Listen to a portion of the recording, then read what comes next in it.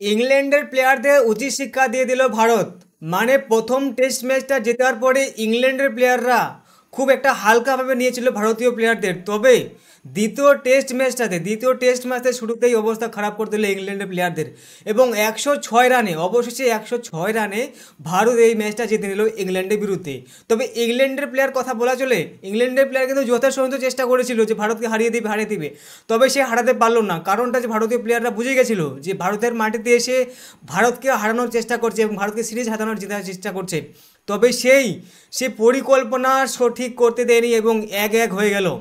তৃতীয় টেস্ট ম্যাচে জেতার ফলে ভারত একে একে পজিশনে চলে আসলো এবং তৃতীয় এবং চতুর্থ ম্যাচ আছে। তবে আমি একটা কথা বলতে চাই, ভারতীয় প্লেয়াররা জুনিয়র প্লেয়ার নিয়ে খেলছে, ভারতীয় টিমে জুনিয়র প্লেয়াররা খেলছে।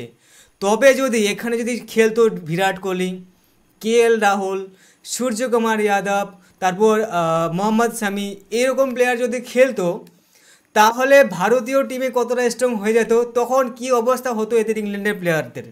যদিও ভারতীয় প্লেয়ারের জুনিয়র প্লেয়ার নিয়ে এখন খেলছে, তাও যদি এরকম অবস্থা হয় তাহলে কি হতে পারে। যেমন কিছুদিন থেকে যারা ফর্মে ছিল না, যেমন হচ্ছে যশস্বী জয়সওয়াল ফর্মে ছিল না, এই দ্বিতীয় টেস্ট ম্যাচে দুর্দান্ত পারফরমেন্স করে এই সিরিজটা জেতানোর মূল লক্ষ্য যশস্বী জয়সওয়াল, মানে মূল ক্রেডিট যায়।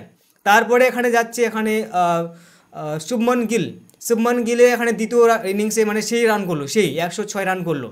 তবে এইরকম রান করে এরকম যদি খেলে, তাহলে কোন ম্যাচটাতে হারাবে, কে হারাবে, তবে দেখার বিষয় আছে। এখনও পর্যন্ত 1-1 হলো, এখনও পর্যন্ত কয়েকটা সিরিজ আরও টেস্ট ম্যাচ আছে।